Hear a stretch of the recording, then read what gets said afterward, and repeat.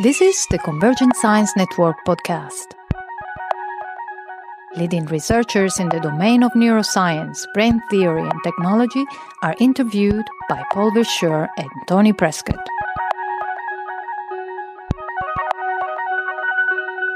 So this is Paul Schurger for the Convergent Science Network podcast, together with Tony Prescott.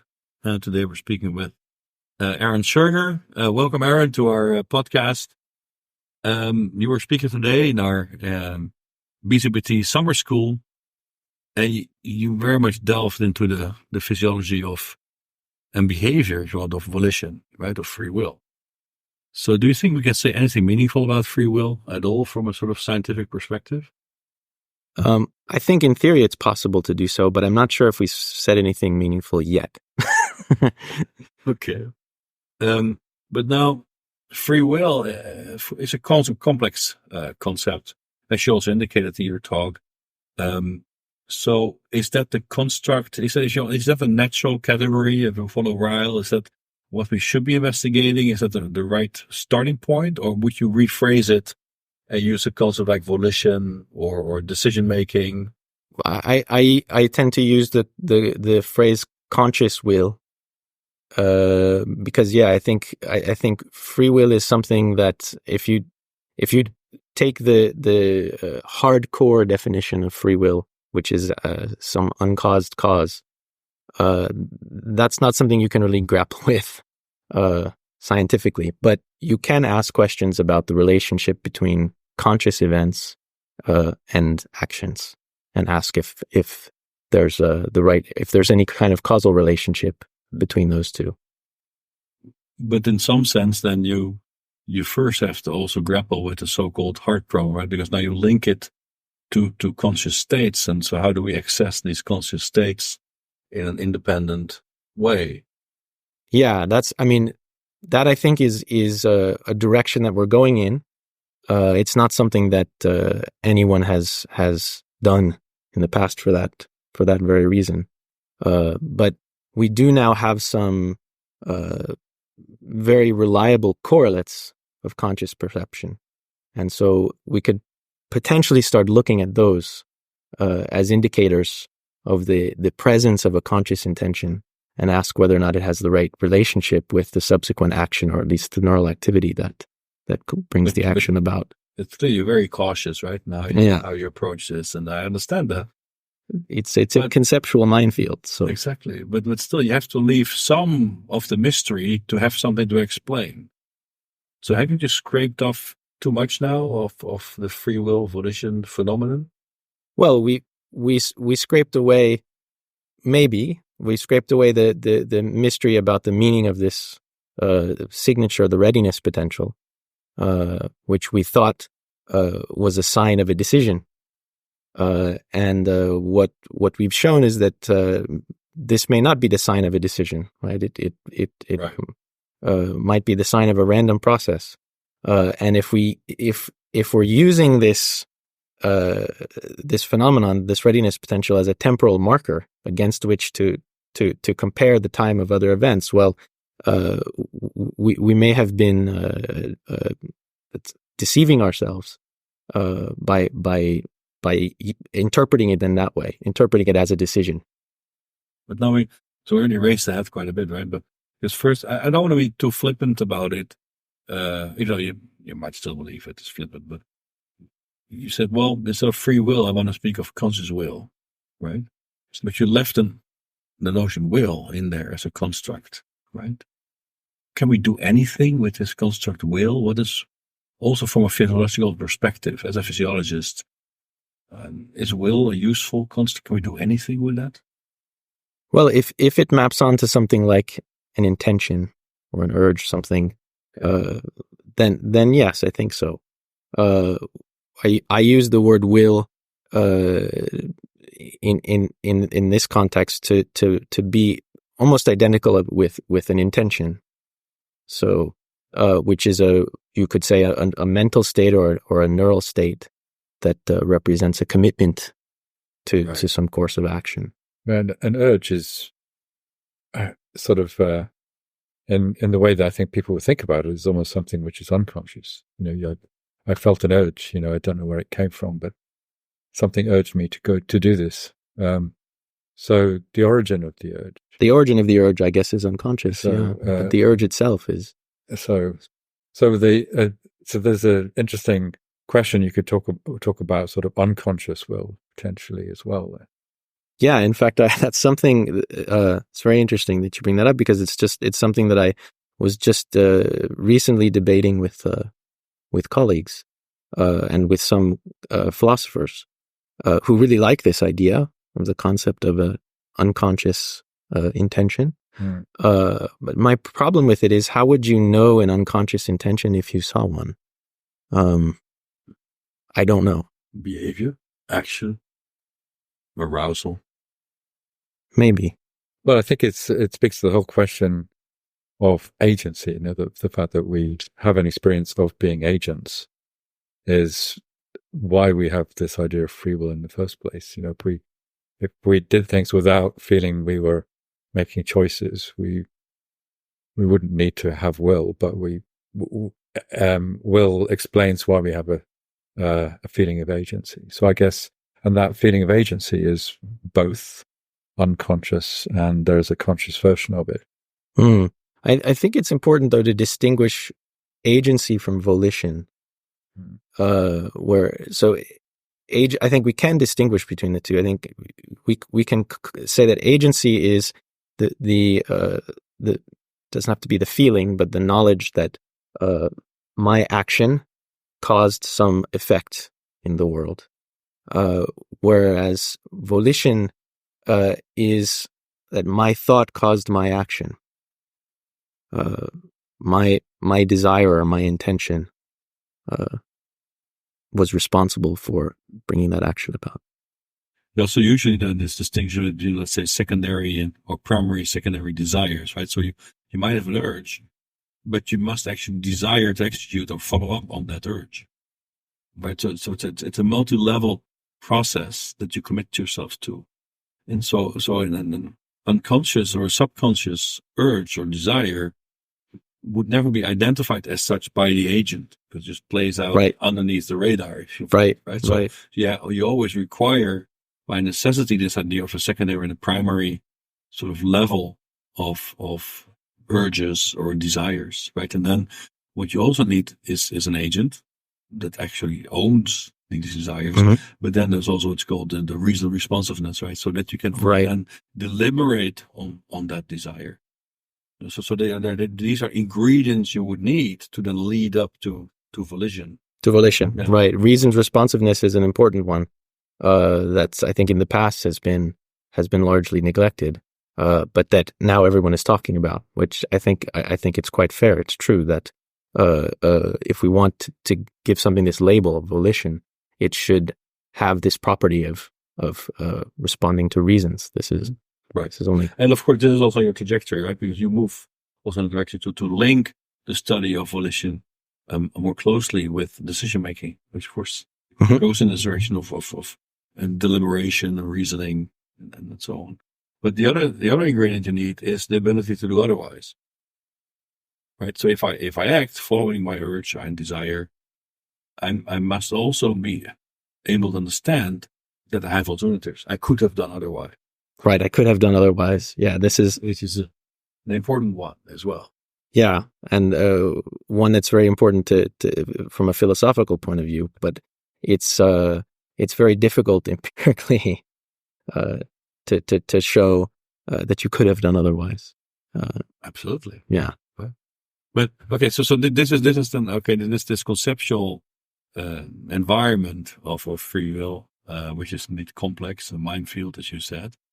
But it's now you cut through that with this a laser in some sense by really zooming in on a very specific physiological feature of voluntary action, which is this readiness potential that was discovered in the 60s.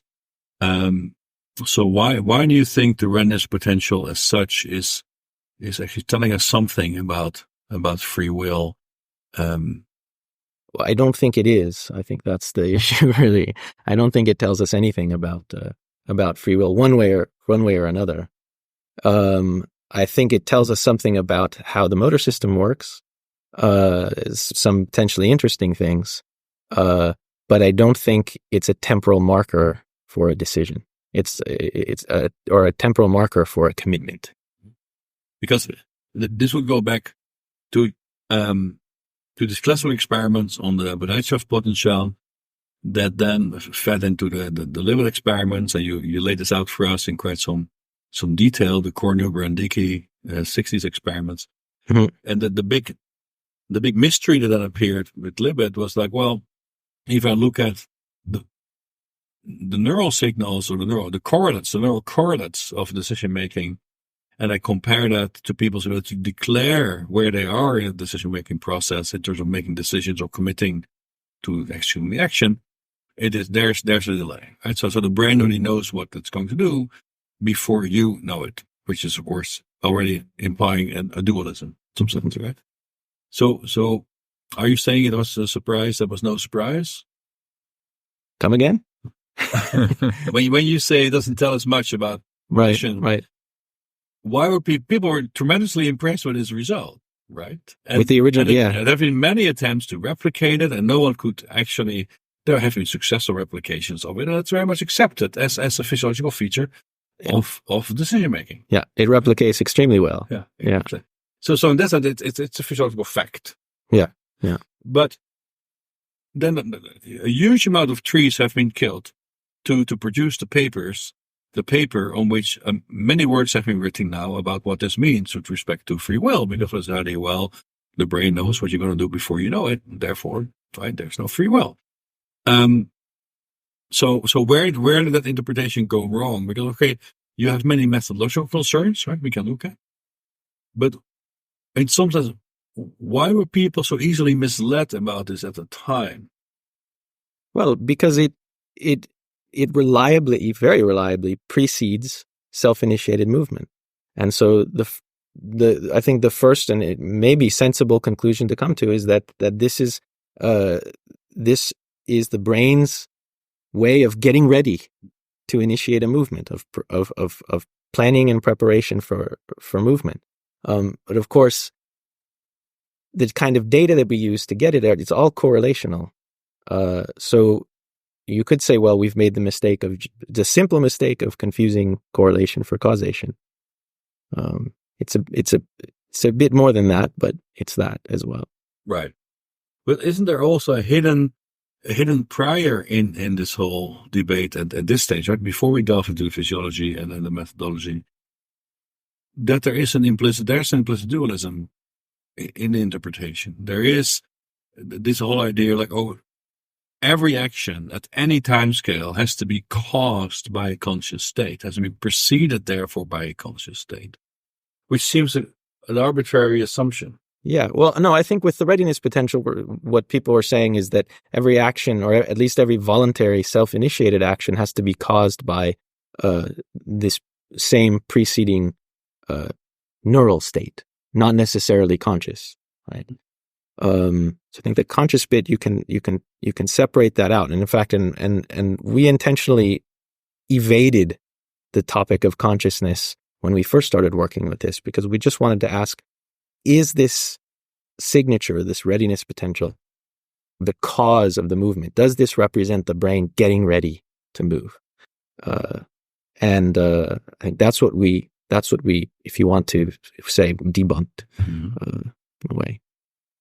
But now, so here with the readiness potential, it's a slow buildup of activity that peaks just before you initiate the movement. It precedes your ability to declare where you are in a position in the decision-making process. So the first way you debunked that story is to say, well, there's no unitary process underlying this. In some sense, it's an artifact of just averaging many observations, right? Because the idea would be that if you have spontaneous fluctuations in the brain, and these spontaneous fluctuations are sort of slightly biased by some form of evidence, let's say perceptual evidence about a task or an internally generated cue, then over many trials, this will go to some average state that will exactly look like what you call a readiness potential. But at heart, it is essentially just an integration of a highly noisy signal. But even on single trials, it's the case. You don't really have to average trials to run into this problem. When you select a single trial based on the time of the movement itself, you've in a way selected a biased sample, right? Because that little piece of data that you're looking at ends with a movement. And if you want to understand how movement works, you also want to know what happens when there is no movement. So of course, in this case, because you have this biased sample, you see everything through the lens of, well, this is what happens before a movement. And you will, if you look at that, you'll recover in the average or on individual trials a tendency for there to be a ramping phenomenon, a ramp up to on the assumption that this is a threshold crossing type of phenomenon. Right. And you also tested that hypothesis, right? By asking your subjects to respond as quickly as they could when you would cue the response, right? And then you would sort of link the cueing to where they would be in that integration process, right? So you would assume there's some decision threshold, and if they're further away from the decision threshold, you would predict if you now force somebody to respond, the reaction time should be longer than they are forced to respond when they're closer to this reaction threshold. When they just happen to be closer, right? Yeah, of course, yeah. And this is then just dependent on this sort of highly variable fluctuation. Right. Spontaneous fluctuation whose source you don't know about. So with that, you came to this idea that you could explain the readiness potential and also the performance from the perspective of a so-called distribution model. Right? So I integrate this noisy signal. When it hits threshold, I'm going. It's highly variable. Averaging across trials gives me something that looks like this readiness potential. But then when you tested that on your subjects, you could show that your model that implements this kind of integration of a noisy fluctuation, when you compared that to the EEG signal you got from your subjects, that it gave you a similar kind of response, right? So you see that indeed, if you compare fast and slow response trials, right, you see that this integration process has reached a different level, right? And there's some offset. That's a difference between these two traces that you extract. Yeah, and importantly, there's a difference not just before the movement, but before the cue to make the movement. And so these interruptions are random. I don't even know when the interruptions were going to happen. Nobody, the computer only knows, right? So what you see as a difference in electrical potential preceding the cue can't possibly be a preparatory process, because you can't prepare for movement that you don't know you're going to make. Right. That's an important insight, right, from this model, that indeed there is no preparation. But now if you compare the model to the actual physiology, there is indeed a difference in the offset. But in terms of the details of how the trace evolves, it's not identical, right? So if you would really lay the traces on top of each other, I would do some sort of correlation measure, I would not get one. Right. It's qualitative. The what the model gives you relative to the reality is qualitative. Right. So for instance, the model gives a much stronger decay in the trace than you observe in your subjects. While for the fast trials, it seems very constant in the model, practically constant. Yeah. Right, the level. While in your subject, it is still sort of sloping down. There's some form of decay, right? So there are differences here. Now, this in itself is not a criticism, because the model doesn't have to be identical to what you measure. But when is a model good enough, right? So to what extent did you feel this model was good enough to explain that data? Well, I think it was good enough because it made a novel prediction, and albeit qualitative, but it told us we should find a difference between fast and slow responses in this particular direction. And that we found. Now, the fact that it doesn't map on to the reality exactly, that leaves some more questions for us to grapple with in the next iteration of experiments. But it also leaves the door open. And in some sense, in the discussion part of your talk, we also came to that. I could also say, well, maybe the model that explains the data could even be simpler. Maybe it doesn't need to be drift diffusion. Right. You gave an example. I gave an example, So, yeah. Another example, maybe I could have just an oscillator that can exist in 2 modes, right? Mm-hmm. And it's a high energy mode and a low energy mode. And this would then account for the difference between the 2 traces. And it completely depends on intrinsic property, and just flip it between the 2. Right. It would be a completely solipsistic model, but in terms of the physiology, I could also account for this difference in offset, right? Right. So why is drift diffusion? So drift diffusion is not the simplest model. Well, you can go simpler. I mean, what you need, what I said after the talk when we were discussing this, what you need at a minimum is pink noise. How you get that pink noise, maybe you can just say, well, I don't care how I got it. It's just there. The drift diffusion model gives you a sort of principled way that's grounded in prior research that gives you this pink noise. Right. But then, okay, so now we have an alternative explanation, right? Of the readiness potential. So how many studies have really confirmed, you think, in your mind, the model you propose? There are 5 or 6 different studies have come out that support the theory in one way or another. Mm-hmm. So an important one was the 2014 study by Murakami with rats, who found a ramping-like activity in the premotor cortex of rats when they were doing a task where they could basically spontaneously stop waiting for a big reward and just go immediately get a small reward. Mm-hmm. Right. Yeah. Okay. Yeah. You mentioned that result, but ramping activity as such, is that sufficient as a signature?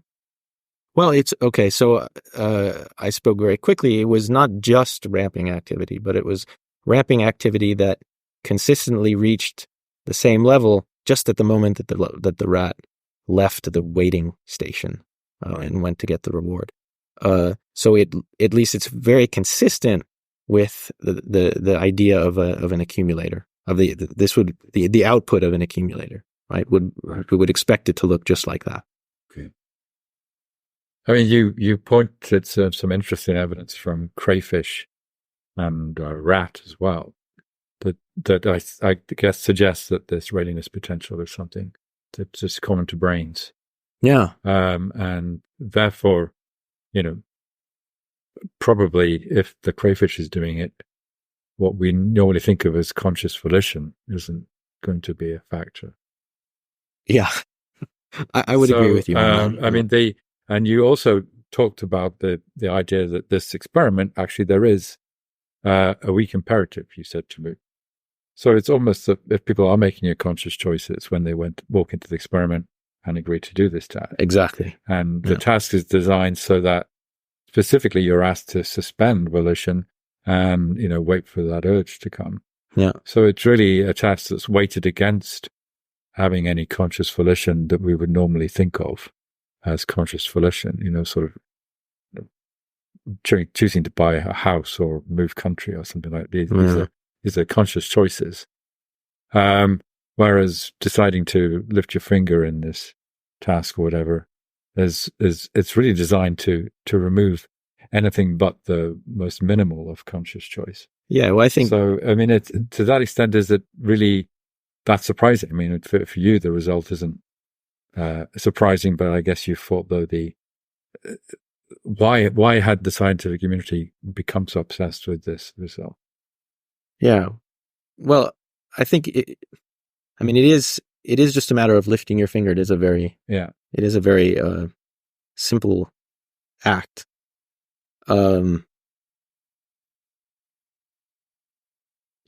sorry, I lost my train of thought. Well, I mean, people have pointed to Libet as evidence against conscious control. But if you're a defender of conscious control, you can just say this experiment isn't representative of what we mean by conscious will. It's it's the minimal amount of conscious will. So even if Lebet was right and you were wrong, this doesn't really tell us anything about conscious volitional actions. Yeah, I would agree. I mean, you need a signature of a decision. Yeah. And then you need to know that the relationship between the time of that decision and the time of your conscious decision. So, and if that signature is not reliable or doesn't mean what you think it means, then you can't make those inferences. So given that that's the case for the Lebet experiment isn't a useful experiment to doing this, and the readiness potential isn't a useful signal, what would be another way of getting at conscious volition that you could imagine experimentally that would be more powerful? I think a more powerful way that I alluded to at the end of the talk is to use a closed loop by a feedback system, or if you want to call it a brain-computer interface, to drive some external signal directly from cortical activity.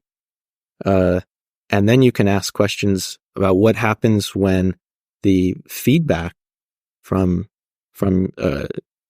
you might say an intention, if you will, comes far earlier than you expected it to, far earlier than your brain expected it to. And that can tell you some things about at least the conscious feeling of volition. But still, it would then depend on reportability, no? You'd have to give a report, yeah. Yeah, so it doesn't work in the context of a, say, no report paradigm.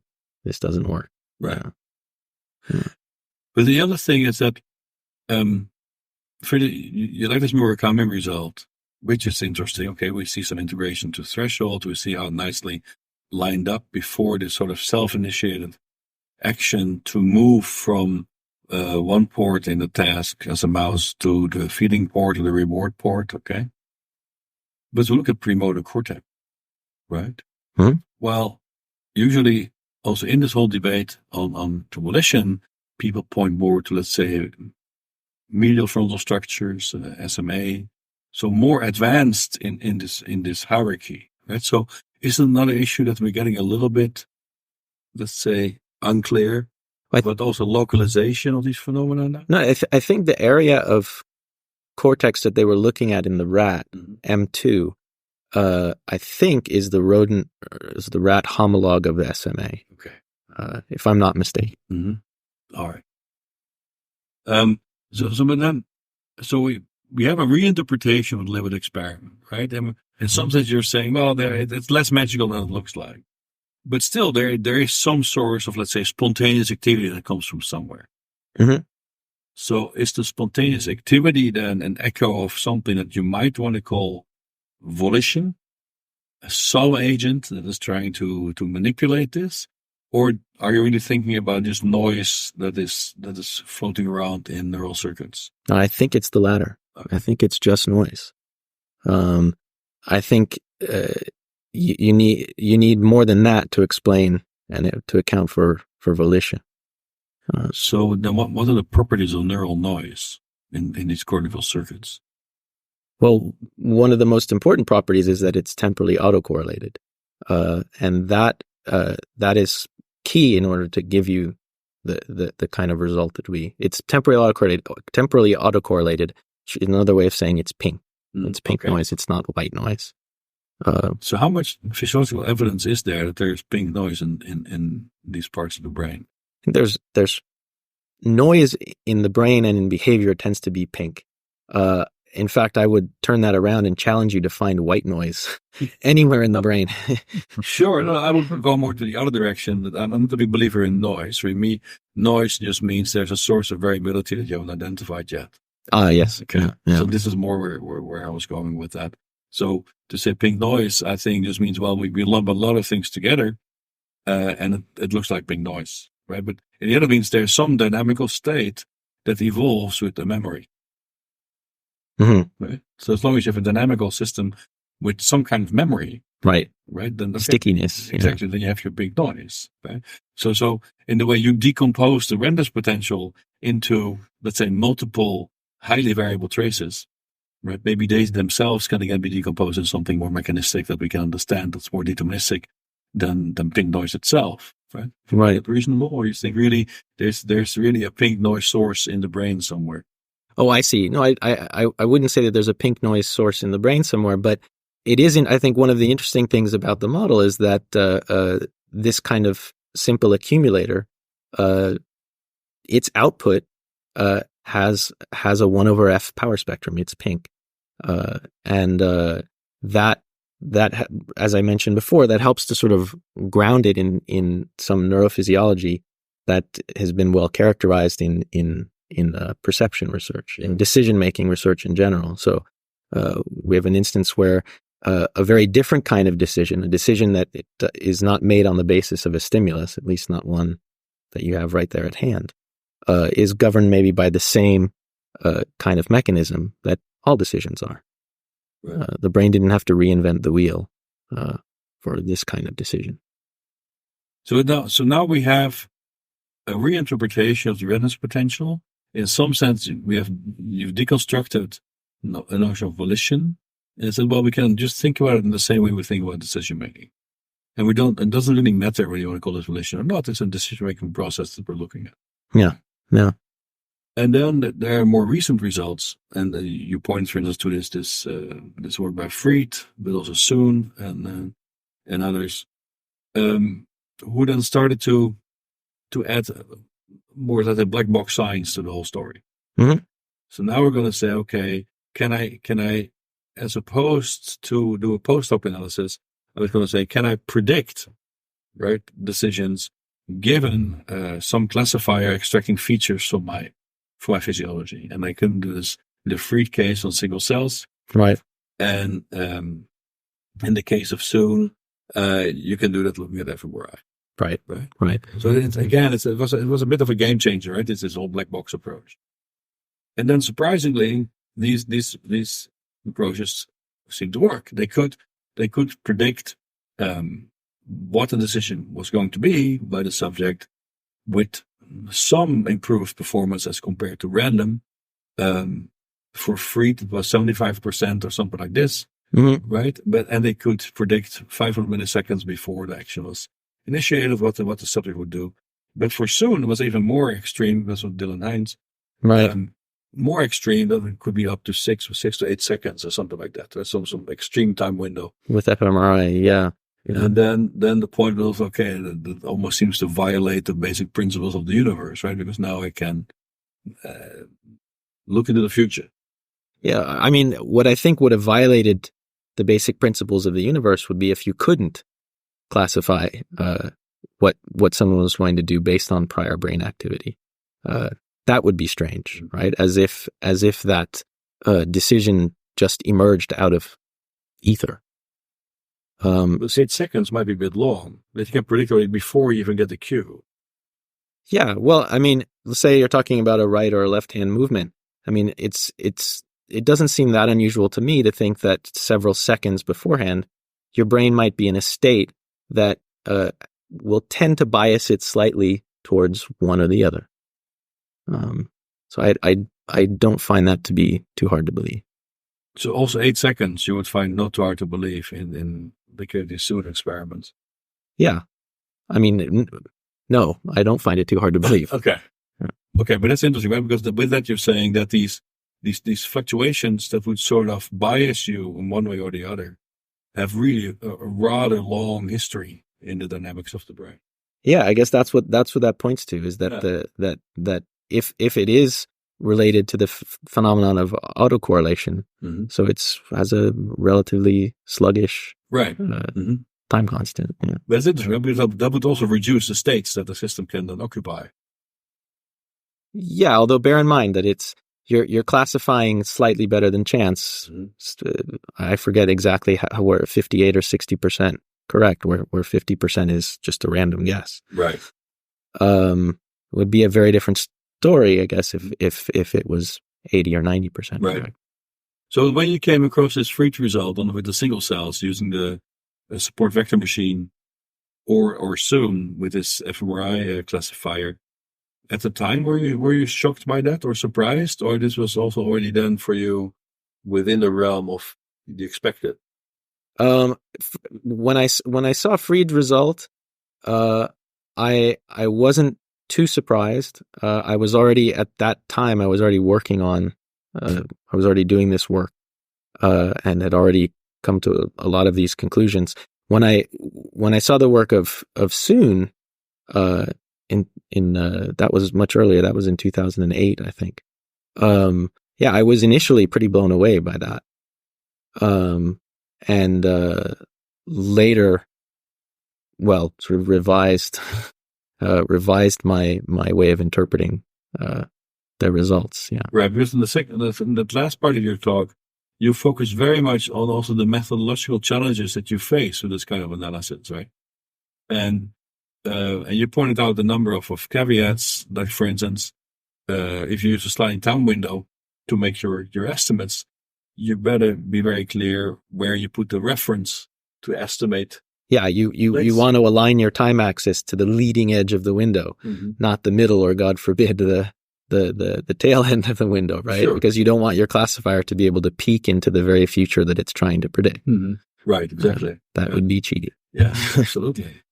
And then, so also you'll also looked at setting up the right reference conditions, like look at conditions without movement and with movement, right? And you talked also about the role of the autocorrelation in the signals that we're analyzing. So, but all these caveats point to the fact that we're overestimating these time windows. That's if there's an error, the error is in an overestimation of a time window in which you can reliably predict. You mean if I understand you correctly, you're saying we're overestimating how far back? Yeah. Yeah. I'm not sure it means that. Okay. Because I think, for example, in the Soon study, they weren't really using a sliding window. They were just classifying at each TR, at each point in time before the movement. No, but still, they would have an autocorrelation to then take care of.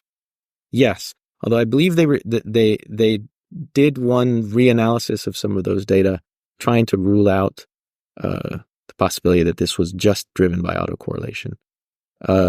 And at least their conclusion was that it couldn't be entirely accounted for by autocorrelation. But that, of course, leaves open the possibility that it could partly be. Right. But in your own analysis that you presented to also show the relevance of these adjustments of the analysis method, you showed that the whole shape of that you already described as a banana, the whole shape of this readiness potential starts to disappear, right? And at this transition point at which you can start to predict it looks much more discrete or very, very punctuated in time. Yeah, it's less gradual. When you have properly controlled conditions, where, as I mentioned before, if you want to talk about predicting the onset of movement, you want to have data that include movements, and you want to also have data that don't include movements as a control, right? And ideally, you'd want to have these two and compare them. So this in a more recent experiment that we're now just working on getting published, we did just that. So we used an experimental paradigm where you end up with data epochs that either terminate with a movement or terminate without a movement, but are well matched in other respects. And when you apply a sliding window analysis using pattern classifier to that kind of data, you can't using a very powerful classifier. We couldn't tell apart movement from non-movement epochs until the very last moment, until basically the moment at which the movement was beginning. And it certainly was no fault of the classifier itself, because at and after the time of movement, the classifier was at nearly perfect performance. Yeah. So you couldn't say, that's just because your classifier isn't good enough. Well, it appears to be good enough. Yeah, but in some sense, isn't the consequence of that the shape that we gave to the readiness potential, isn't it more an artifact of, let's say, insufficiently tuned methods than that it's really in the signal, that's really the signal of the brain itself? Like also your examples, if you have a corrected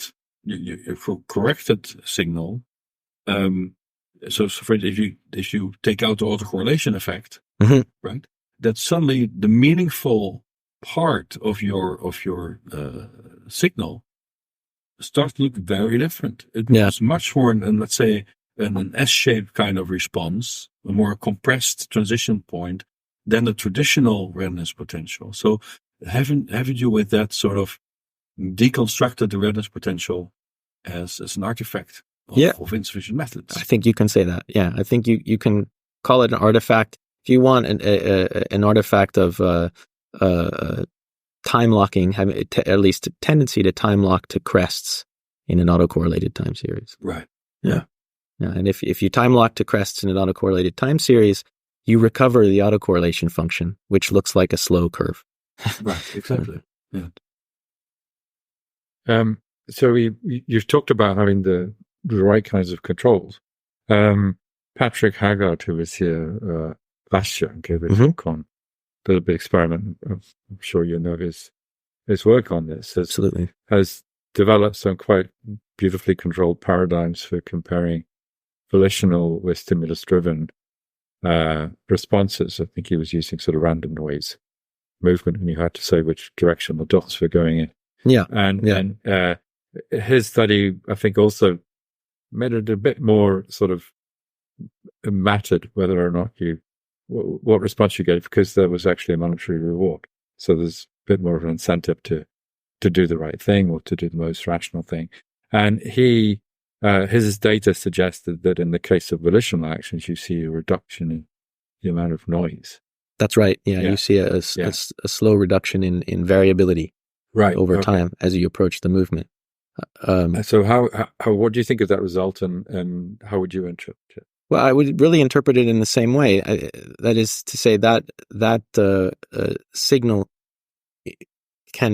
that variability can vary in much the same way that the time series can vary in a autocorrelated fashion.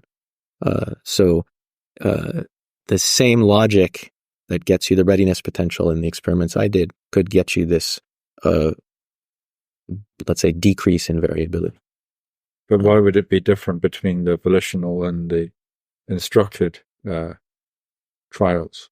So, well, because in the volitional case, the precise time of the movement, right, tends to be biased slightly by. So it depends on this underlying process, right? Whereas the cued, in the case of an instructed movement, that's not the case. So that's one of the key aspects of this explanation, is that when the way I say it is that when the imperative to move is weak or absent, meaning when this precise moment at which you move is not dictated by some stimulus, then you have this question, okay, I'm going to move approximately now, right? And so here goes, I move. And you're left with this question of, well, why did I move just right then when I moved and not 200 milliseconds earlier or later, right? There is some freedom there to play with.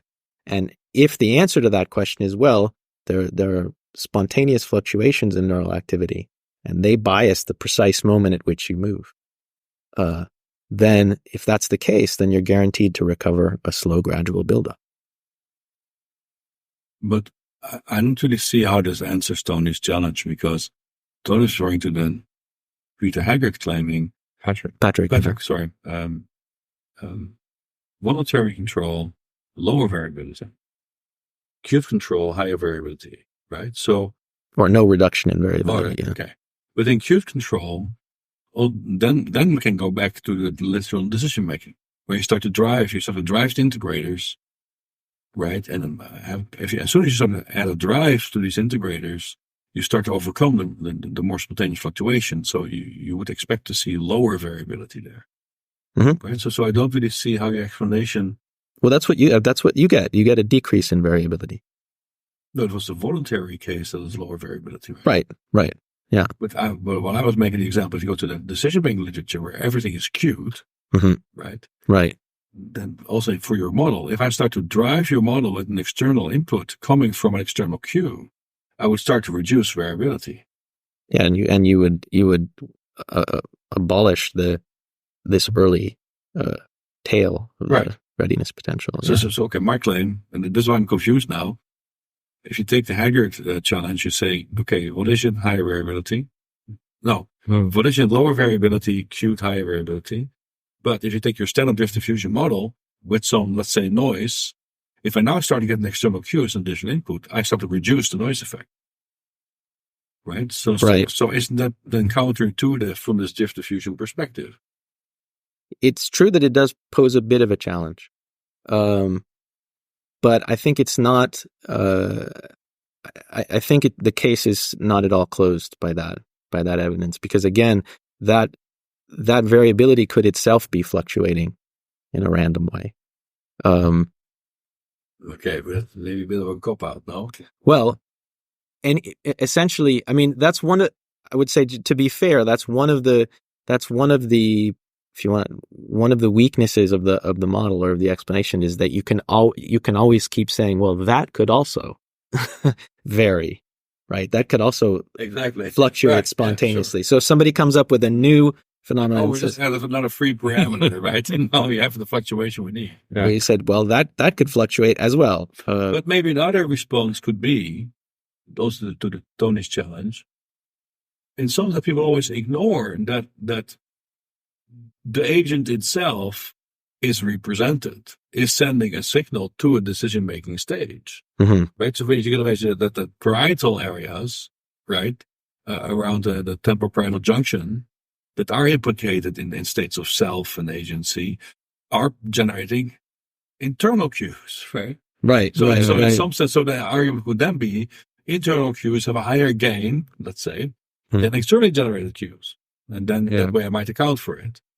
But that's not what you said.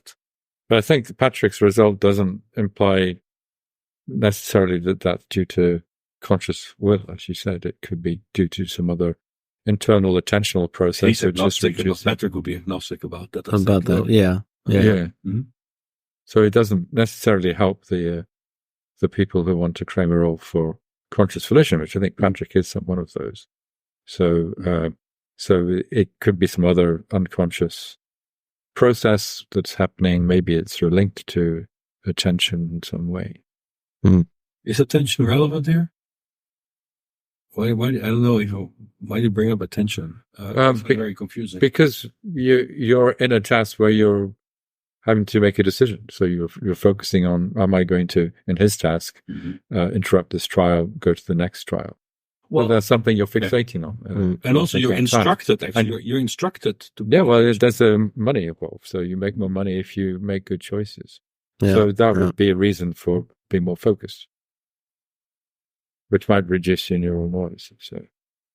Okay, that's fair enough. No, but then... So now we're having a problem, right? Because we have many problems. But let's start with Aaron's problem first. And so, okay, great. We're doing fantastically well. Here's limit. Looked very confusing. Conscious will is an illusion. What's the causal relation between conscious states and action, and so on, right? You resolve that conundrum by saying, well, you have misinterpreted your signal, right? Essentially, right? Yeah. Well, what's the relation between the readiness potential and action? Yeah. Sure. Yeah. So you have to look. You have over-interpreted an artifact. Yeah. Right. And you can reduce the whole thing into a very simple model where we just have spontaneous fluctuations that have a little memory, so they can add up to some decision threshold, right? And it brings it in the realm of the standard decision making. Yeah, I mean, it accounts for the data in a parsimonious way. Right. But then you start to get worried about all the methodologies involved, and also these crazy long-range predictions people can make about decisions up to 8 seconds before they happen, which led to all sort of further speculation, certainly in the popular press. And then you start to apply all sorts of methodological caveats to say, well, actually, the real signal might look very different from the readiness potential. The real signal looks much more like a rather constant baseline state that shows a very rapid transition to a sort of an up state shortly before the decision. Yeah. Correct. Right? Yeah. But with that, you invalidate your earlier drift diffusion model. That's now irrelevant. Doesn't invalidate it, right? In fact, it the idea is that it confirms it. So you say two competing camps or two competing hypotheses are for an early decision, which is, might say, I mean, he's not here for us to ask him, but I would say, as Libet's view, the decision is early. The neural, what I call the neural decision, right? To contrast it with the conscious decision. This is an early decision, whereas our model says, well, no, the decision only happens, and the Murakami used the same model, or the same kind of model, essentially. The decision doesn't happen until the threshold is crossed, and that happens very late in the game, very close to the time of the movement. And so that if you were the upshot of that, one prediction that it makes is that if you compare movement to no movement, they should look very similar until the very last moment, until that threshold, if you will, has been crossed. Right. So we started with sort of a very complex picture on free will, and now we end up with something relatively pragmatic, physiological, controllable, in some sense, right? We're in the decision-making domain. Yeah. Yeah. Is that where you want to be? Or do you want to, again, jump out of that and go back to this fundamental question around conscious will, as you call it? Because and sometimes now it's out of the picture, right? It doesn't matter to you. Now we're looking at decision-making about self-generated actions. Yeah, I think we should stay firmly grounded in the world of decision-making, and self-generated actions. And I think there's more that we can do with this model and models like it. I think even if ultimately the model is all wrong, I think just the idea of taking this kind of phenomenon and bringing it, let's say, down to earth and grounding it in a computational model was an important step. And we've already gone beyond with this same model. We've done something very simple, which is just to add a second threshold, slightly lower than the threshold for activating movement. Let's say that we say, well, this lower threshold represents sort of self-monitoring process, so that when we cross that lower threshold, some information is generated to the effect that, well, a movement is very likely to happen very soon because I'm very close to the threshold. And using that simple variant of the model, we were able to make and confirm some predictions about the conscious urge to move, what Libet called W time for the will. So on trials where the subject waited a longer time to produce a movement, the presumption is that the ramping signal was ramping not as steeply as in trials when the subject responded early. And so the delay between the crossing of those two thresholds would be longer. And that would tell us something about the relationship between subjects' W time, when they felt they had the urge to move, and the movement itself. And that prediction. But that says something quite disturbing about our notion of free will, which what we have interpreted till now as my moment of choice, I decided to make a movement, turns out to be just some internal monitoring system reporting that a bit of my brain that I'm not aware of has passed the threshold, and I'm going to make a movement whether I urge it or not.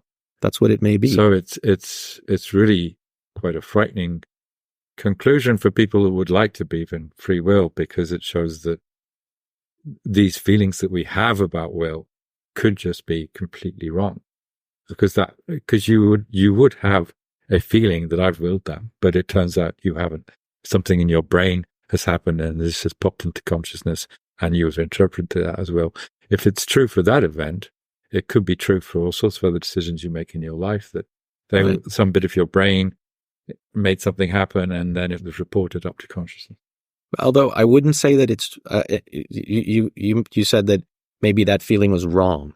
But I wouldn't say... The interpretation of it that we put on it is that we made a choice.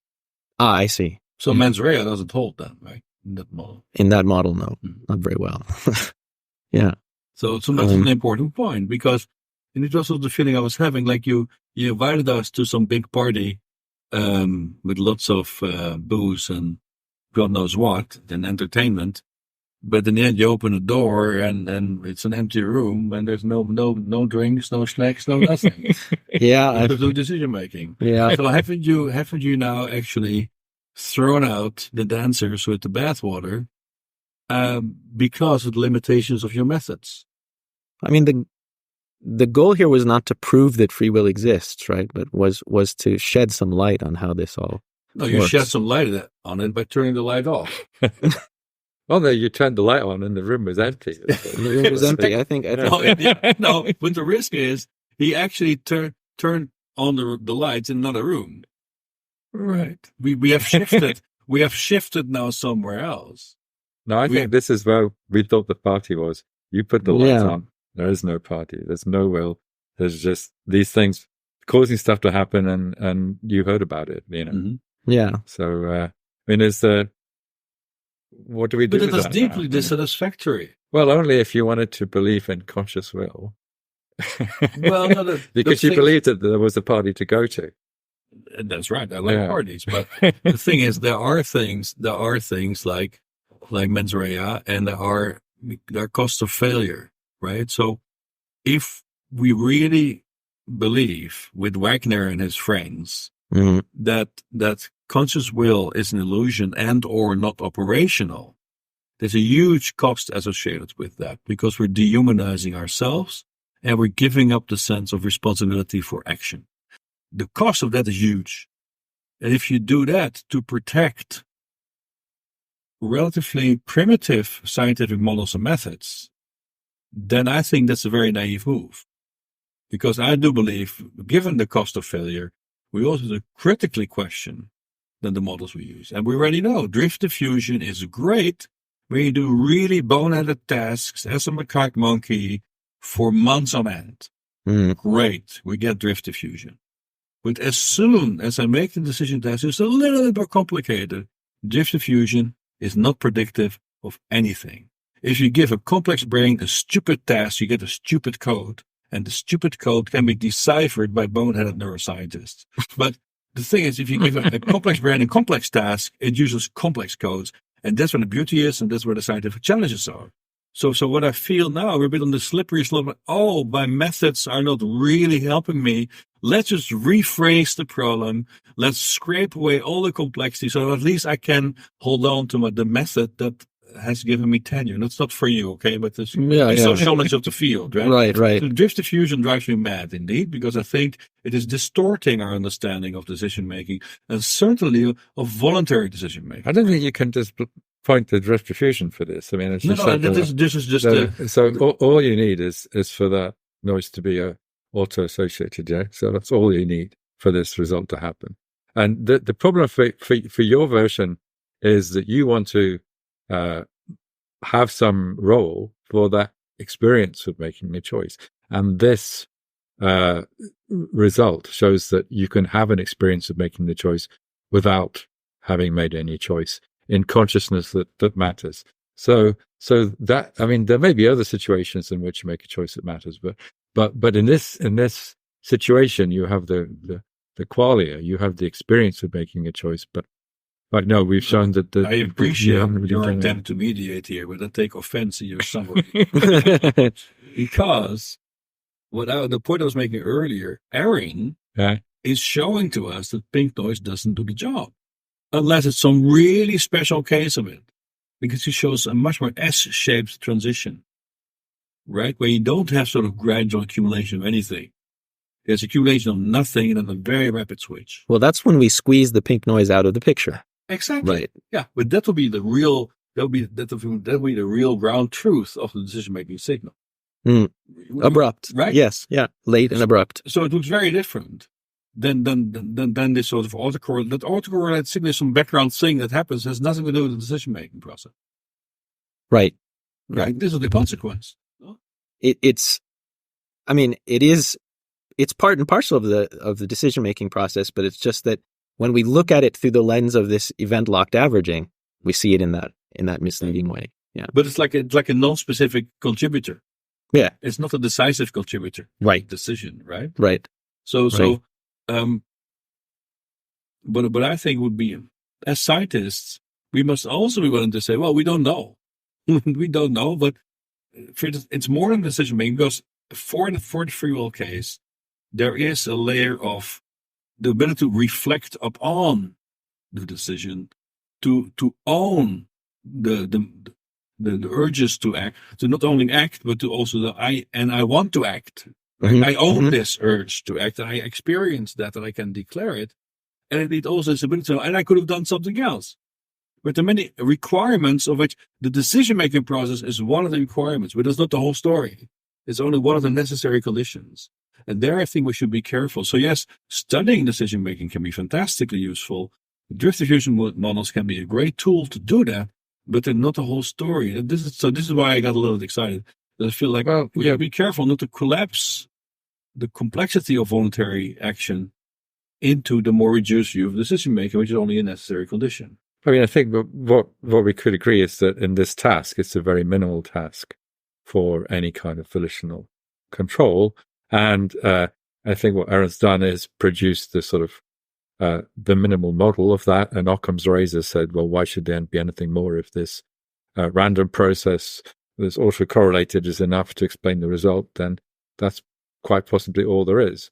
The disturbing thing for you is that the qualia associated with it are like the qualia associated with other decisions. So I think the pressure is now on people who want to defend, sort of some strong role for consciousness and decision making, to find another paradigm where you can demonstrate that. Mm-hmm. Because you mean where volition then comes in as a separate factor, or what? Yes. Mm-hmm. Yeah. Well, or in this paradigm to show that it's more than just this minimal model. This, that there might be something else that's happening in those last few hundred milliseconds. Right. Would you agree with that summary, Aaron? Yeah, and I think one of the things that is to be recommended about this model is its simplicity. It's a very simple model, and it accounts for the data, and that reverses the burden of proof in a sense. Now to the other side, say, well, why would millions of years of evolution result in a human who lives one full second behind their own self-made decisions? Yeah, that's another interview. But the thing is, we already know, as you know, Libet, he understood the consequence of his observation or the implications of his interpretation. So he said, well, maybe the free will acts in holding back the action, in interrupting the action, stopping the action. Right. And actually, it turns out, if you start to do tasks where you have stop signals, so like countermanding, mm-hmm. then drift diffusion models stop working. They're not predictive of anything. Okay. So you really have your counter example. Then as soon as you start to voluntarily withhold action because you get a stop signal, mm-hmm. right? Then just integration to threshold is not explanatory in any way of the performance of a macaque monkey. But the other way to, recover your notion of human and of choice is to embrace the unconscious as a source as part of the self and a source of your decision making. Oh, absolutely. So, and if you do that, then none of this is a worry, because you just say, well, yeah. I'm not just my conscious process. I'm the whole of what my brain is doing in the context of the body. And that collective system is making sensible decisions. Absolutely. And some of them are being reported to consciousness.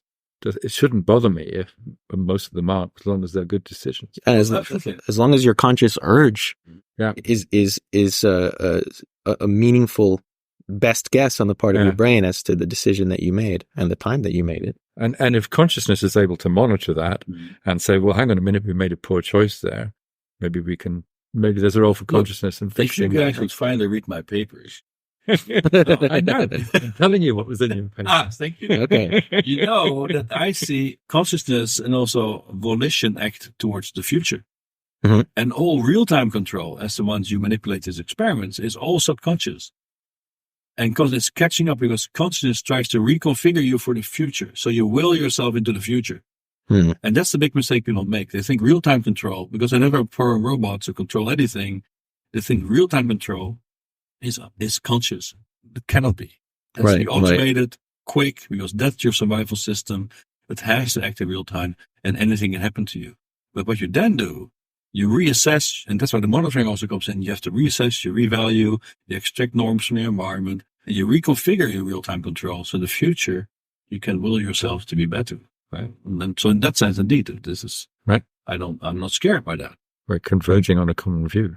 That would be really scary. So Aaron, so now that we all agree and are humming along, and you promised to read all my papers, so you have been wading through this really difficult territory, this minefield of volition, and you're still standing, which is amazing. That's a real accomplishment. So you're a great scientist. So given that experience and these accomplishments, what is Aaron's law that we should follow to understand the brain? Well, I think what we should start looking at, and what hasn't been the case in the past, is look at instances where conscious states might actually play a role in an upcoming decision. So I think that in the literature there's been maybe because it's easier to do, maybe because it's sexier, but there's been a bias toward finding examples of things that you can do without consciousness.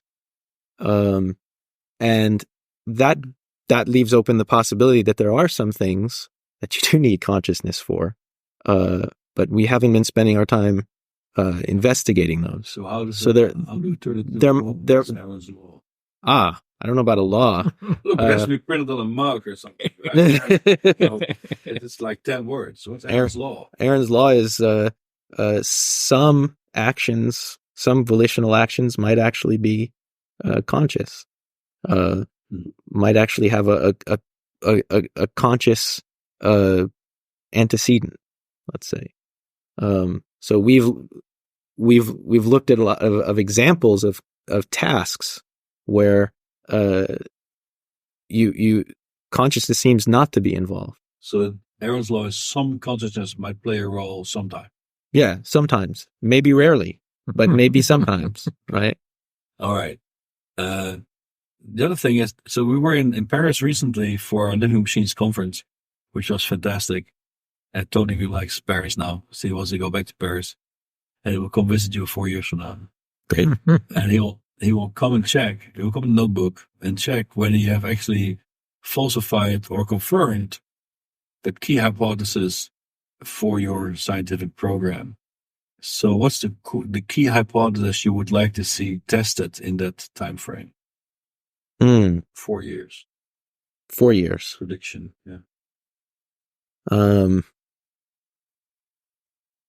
Or maybe by then the channel tunnel will be filled up with concrete. So maybe earlier, not 2 years. Maybe 2 years, yeah. Okay. Earlier. I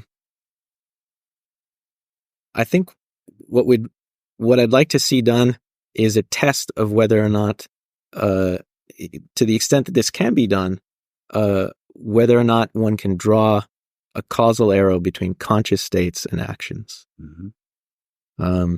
And if we could get a handle on how to come up with a paradigm to test that, I think that would add sort of counterweight to the kind of research that's been done over the past decades. But what's the specific prediction then from that?